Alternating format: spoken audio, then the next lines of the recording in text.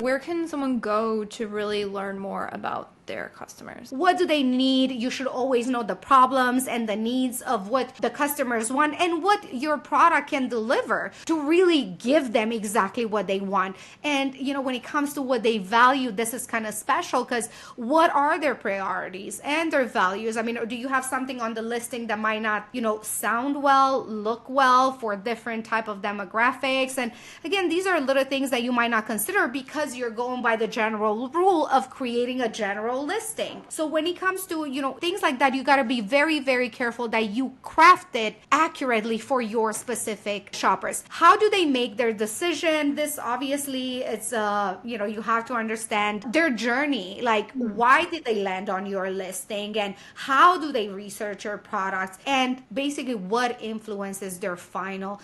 Understanding your customer, I would say, is one of the most important factors when it comes to having really good sales on Amazon.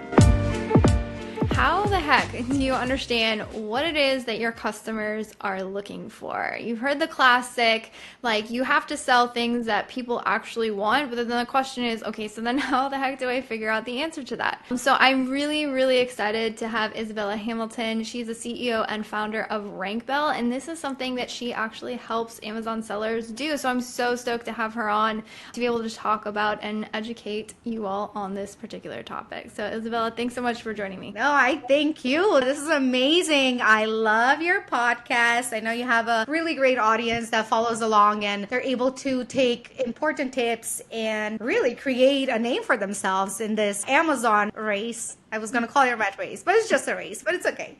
So yeah, I mean, it's so important to understand what consumers want. And that's definitely, it's interesting you brought that up. You're like, how the heck do we do this? Everybody tells us you got to know what they want so you can sell it to them. But how do we know? So thank you for having me here. This is going to be fun. Yes, absolutely. Absolutely. I know this is a topic that you've been talking about for a while now, but I would love, just real quick before we get into this, give kind of the quick 30-second overview of who you are and, kind of what RankBell is about. Awesome. Well, my name is Izabela Hamilton. I'm from Romania. I live in beautiful, sunny San Diego. And I'm just enjoying life. And I'm just part of the Amazon game, just like everyone else. But RankBell has been around for almost 10 years. We're going to celebrate our 10 year next year. We are a marketing and research firm, and we specialize in helping Amazon brands be the best in the market. And how do we do this? We do this by offering a special, very unique combination of consumer but also competitive insights, which is kind of hard to get on Amazon. And this is actually carefully curated from your exact shoppers. So our expertise helps brands in telling their stories, refining their products based on all the feedback that the consumers are giving, and what people love most, achieving page one on Amazon, which ultimately brings in all the sales and hopefully the customer retention. But that's what we do. Definitely. A lot of good things come through kind of like you're saying, like understand who you're selling things to, giving people what they want. I'd like to start at square one just to make sure we clearly define what does it mean to understand your customer? Right. And it's such a simple question because you think, well, I'm selling this product. I already know who my audience is, right? If I'm selling, a notebook, is for people that take notes, but it really is not really as simple as that. But it is a simple concept. So understanding your customer, you just need to know who they are, what they need, what they value, and how they make their buying decision. And, when we think of who they are, obviously, this is probably the simplest one, but understanding the demographics, like, are you selling winter tools, snow tools? I mean, you're not going to do that for San Diego, right? So understanding where they're located, their gender. I mean, obviously, as you get deeper, if you know their income and occupation, that also gives you a lot more insight. But just knowing those simple things should automatically already put you ahead of the game just by that simple thing. What do they need? You should always know the problems and the needs of what the customers want and what your product can deliver to really give them exactly what they want.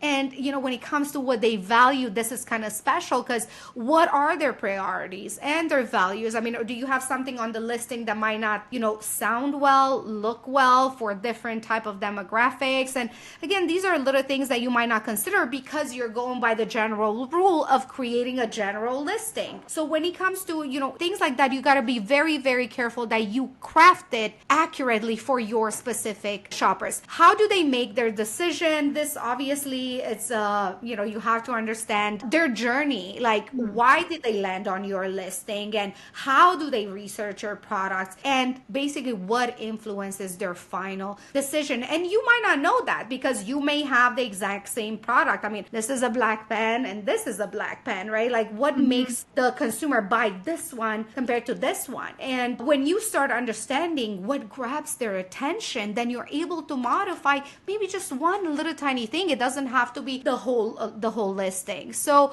understanding your customer, I would say, is one of the most important factors when it comes to having really good sales on Amazon. Yeah, definitely. And you've kind of touched on this quite a few times. I think I touched on it in the intro, but like, how exactly, just to really connect it in the listeners' minds, how can understanding your customers really help grow your business? Oh my God. I mean, just imagine if you're able to gather information about your product, knowing what they want, what they need, what are some of the things that you may not even think of. I mean, a black pen is quite simple, but when it comes to emotions, are you invoking the right emotions? I mean, are you showing them why this pen would be better suited than the competitors? I mean, if you really want to grow this, you really got to look at the little tiny things. And of course, doing big things, it's always good, but the small things cannot be overlooked. And the product development, okay, let's move on to customer retention, because it's one thing to grab actually a client, but how important is to keep it. So maybe the pictures do steal their attention and your pictures are the best, but how do you know if the consumer actually enjoys your product? Because now you can sit back and you're like, oh my God, I hope I get a review, but you never know if that review is going to be a 1-star based on, maybe their mood, or maybe they really hated your product. Or in the best cases, which we all love, it's a 5-star review where you're like, oh, thank God I got a 5-star. But as you can see, on Amazon, there's really not much information on how to develop your product. No reviewer will ever say, I really like this black pen because it had this kind of specification and I didn't like this and I like this. It would take them a long time for them to do that. So you really have to get into their mind and how they think. And we can talk about later. I'm sure you're very curious and how we can even get to find out what they want, right? Yeah, no, I mean, that's actually my next question. So, I mean, everyone just listened to everything you just said and was like, oh my goodness, yes, I want, those increased reviews. I want the 5-star. I want people to come back. I want them to tell their friends. I want them to be so super excited about my product that it just grows exponentially. And then they're probably thinking, so what would you say like the first step is, or where can someone go to really learn more about their customers? Right. First of all, I would start back from the beginning. Like, if you have a product that's not really moving, it's not really selling, I think you need to just kind of take some time and discover, one, who your customer is. Again, try not to sell to everyone. And then 2, where does my customer hang out? Like, if I sell pens and notebooks, I don't know. I mean, the first idea that comes to my mind is like, go to some Facebook groups, go to Reddit groups, go to groups where people take notes. Maybe they journal. Maybe go to groups that are all into traveling the world and journaling about their experience. I mean, get creative with this. I mean, ask ChatGPT, where do people in my niche hang out? And it can be as simple as, go into a Facebook group and say, hey, to this journaling group and say, hey, I have this notebook and I would really, a notebook and pen, and I would really appreciate if you took a few minutes to give me your absolute honest opinion on this. I mean, this is literally the simplest thing you can do. You don't have to leave your house. You don't have to do anything, and you can just send messages from your computer. And you know what? It is kind of a tedious job. No 7-figure brand owner wants to go to Facebook and message people, and that's okay. If you don't want to do that, that's also fine. But just make sure that you have maybe somebody that can do this for you, because it's very important. And then you start understanding, okay, this person said this, but then all these other people said this. Maybe they're right. And then just start. Maybe you take your notebook to the next next book club in your town. Maybe you go to Barnes and Nobles and you start talking to people. They're literally take your product and say, hey, what do you like and what don't you like? Like people forgot to interact with real humans. So this will be a really good startup of how do we get these consumers to tell us what exactly is that we want. And then of course, you have Instagram. I mean, I really enjoyed Threads. I don't know if you know about this new app, Yes. if you got to play with it, but a lot of people are sleeping on it. I mean, they're literally sleeping on it, Elizabeth. And you know what I did? I downloaded it, I think like the second or third day when it came out. And what I realized, this is a small parenthesis, guys, but what I realized is you're able to reach all these huge influencers because it's so new. They only have very little tiny comments, like, maybe 5 or 10. And you can start pushing your brand on this and make it fun, make it interactive, make it humanly, and start talking to all these people. So if you sell a notebook, maybe start following writers, comment on them, say, hey, I really love Danko. I don't know if you guys know who that is, but he's one of my favorite one businessman YouTube channel, and he talks a lot about writing. Somebody like this, like tag him, say, hey, I have this notebook, I would love for you to check it out. You never know where this turns into. Really leverage social media, especially now. That's what I would do. Or you could go to your church. I mean, go to your church, go to your grocery store. Just do the things that nobody wants to do. And then you Yeah. gain the results that nobody else has. Definitely. Are there particular tools you recommend, or is it just a lot of, like you said, those social and human interactions? Yeah, so I mean, as far as tools, if you want to get analytical, obviously, you're always welcome to use Rank Bell. But for you to really understand some of the keywords, I mean, there's Google Analytics, there's, Survey Monkey. I enjoyed that, where you can just create a quick one and have it sent to your friends and the people that you interact with. I think there's one, it's called Hotjar. I haven't really used it, but I've heard a lot of people mention really good things about it. And that offers, from what I remember, just heat maps and what are people doing on Yeah. your listing. Imagine if you knew, like, okay, the first thing they do when they come to my listing, they click on the pictures. It's obvious, right? Okay, do my pictures tell a story? Are my pictures good enough? And, a lot of people, Elizabeth, they spend money on pictures and then,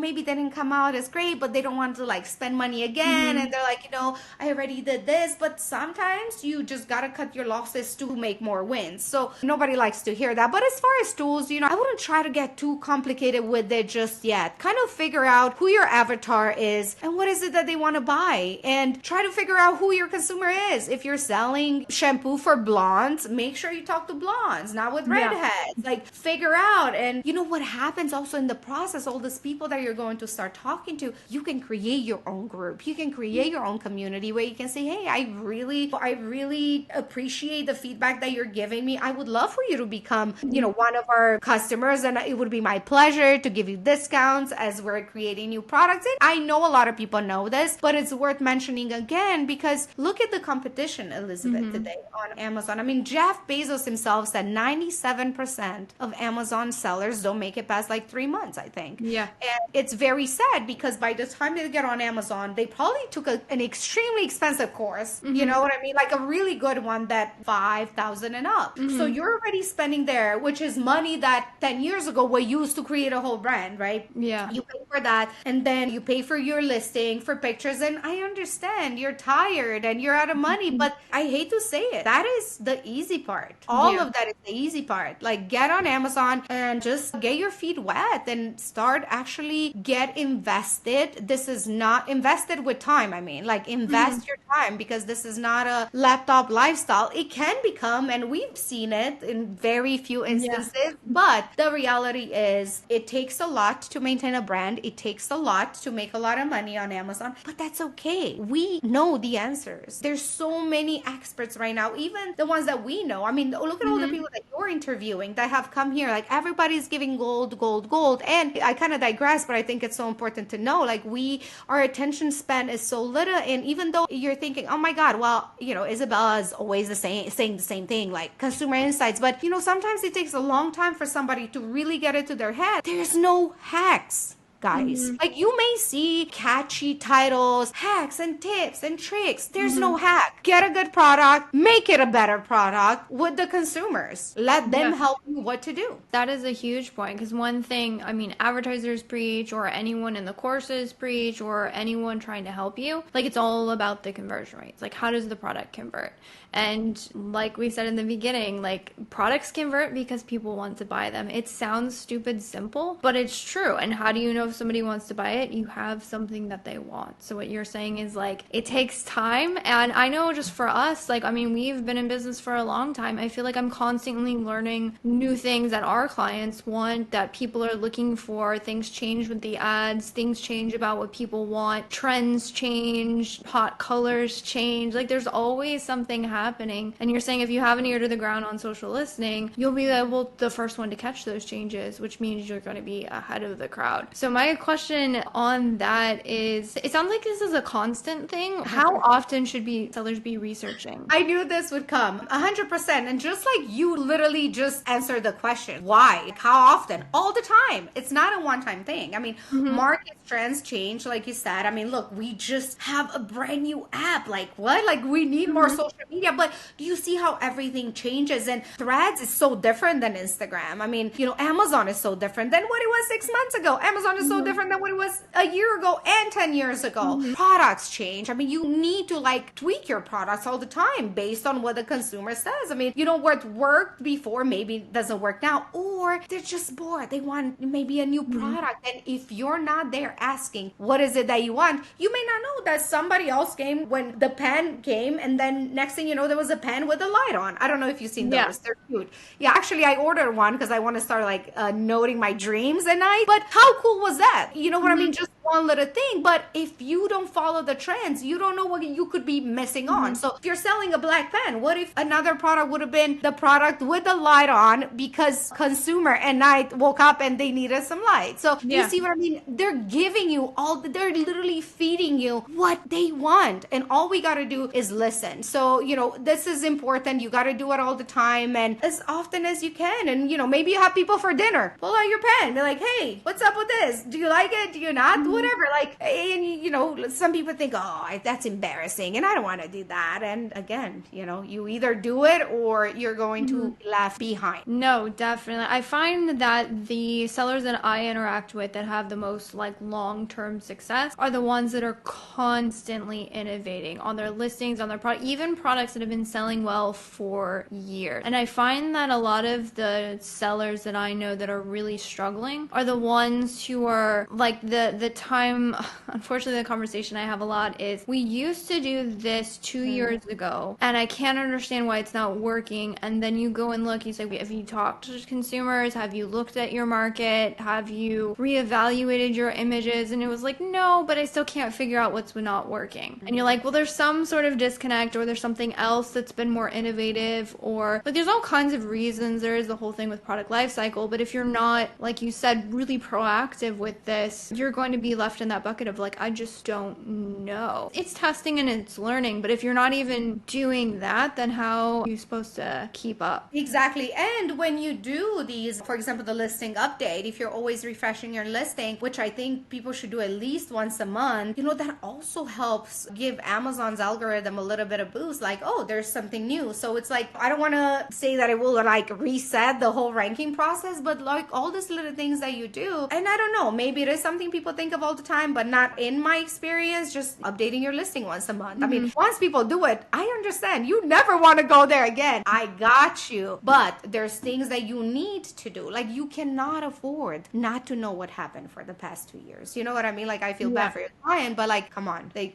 all you gotta do is like turn on YouTube at least, or turn on a podcast, keep up with the trends. But you know, I am glad though to see that people are starting to really understand that this is important. Like all these things, because you're either growing going or you're dying, Amazon leaves no room for error anymore. In fact, they will give you error when you don't even deserve one. We don't even want Yeah. to talk about that right now, but you know what I'm talking about. It's tough. It's tough being on Amazon. But no, it definitely can be. And that's a thing that I found, like you said, constant innovation learning. The thing that I think I'm starting to learn in business, and the thing is, like, all of these things we talk about them as if they're distinct to the Amazon journey, when in reality, like, understanding your customers, understanding their wants and needs, building your services around them, while it's different and unique to the Amazon platform in the way that we might approach it or in the way that we're allowed to make it, customer facing. If you go on any business channel, if you look at how do I grow my business, or I want to get more clients, or I want to get more leads, it's like, know your everyone starts with knowing your customer. So it does somewhat baffle me sometimes, and I'm glad that there's people out like you out there like preaching this. It should be important in Amazon as well. Like, I mean, yes, we look at keywords and we look at market fit and we look at, like you said, the data analytics of it, but at the end of the day, we're still marketing to people. And so if we don't understand those people and we can't speak to them,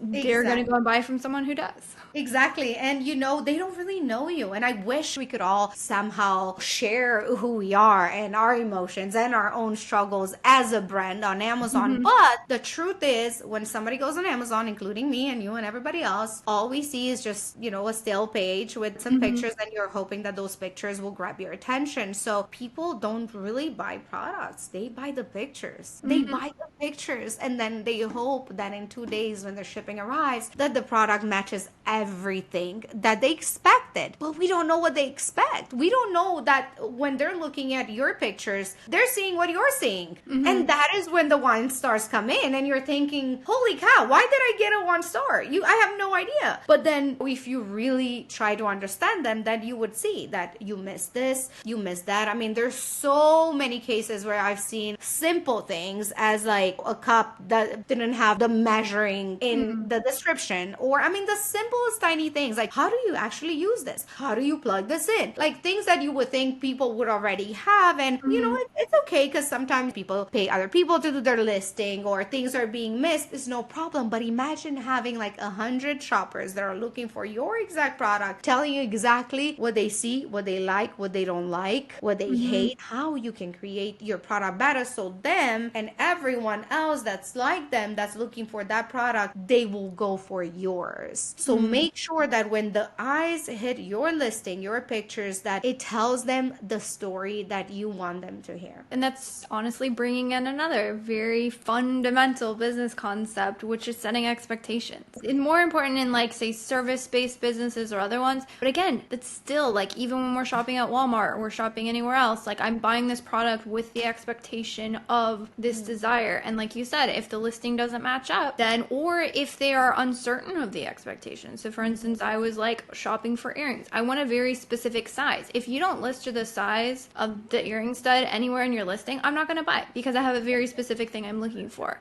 Yep.